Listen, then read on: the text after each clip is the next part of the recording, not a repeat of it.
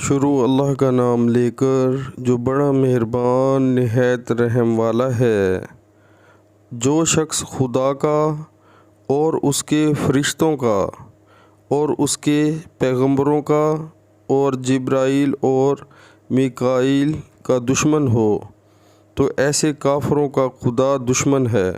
سبحان اللہ۔ پیارے مسلمانوں، اللہ تعالیٰ قرآن پاک کی اس آیت میں بتا رہے ہیں کہ جو کافر ہیں، جو اللہ کو نہیں مانتے، اللہ کے فرشتوں کو نہیں مانتے اور اللہ تعالیٰ کی بھیجی ہوئی کتاب کو نہیں مانتے، غرض یعنی کہ جو کفر کرتے ہیں، ان کا اللہ تعالیٰ دشمن ہے، تو روز قیامت والے دن ان کی بخشش نہیں ہوگی اور ان کا ٹھکانہ آگ ہے یعنی کہ دوزخ ہے۔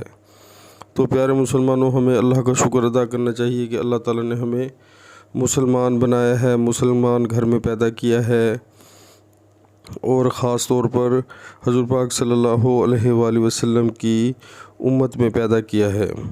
تو پیارے مسلمانوں، بہت افسوس سے کہنا پڑتا ہے کہ ہم لوگ قرآن پاک کو بھول چکے ہیں اور ہم نماز کو بھول چکے ہیں۔ جتنے بھی اللہ تعالیٰ کے حکم ہیں ان سب کو ہم بھول چکے ہیں، اسی لیے ہم سب مسلمان پریشان ہیں۔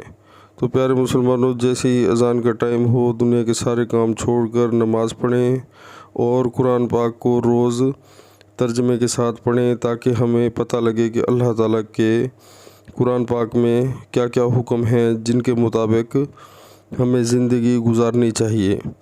تو پیارے مسلمانوں، زندگی کا کوئی بھروسہ نہیں، آج ہی سچے دل سے تہیہ کریں اور عمل کریں، انشاءاللہ اللہ تعالیٰ مدد فرمائیں گے۔ عمل کریں، بہت فائدہ ہوگا۔ السلام علیکم۔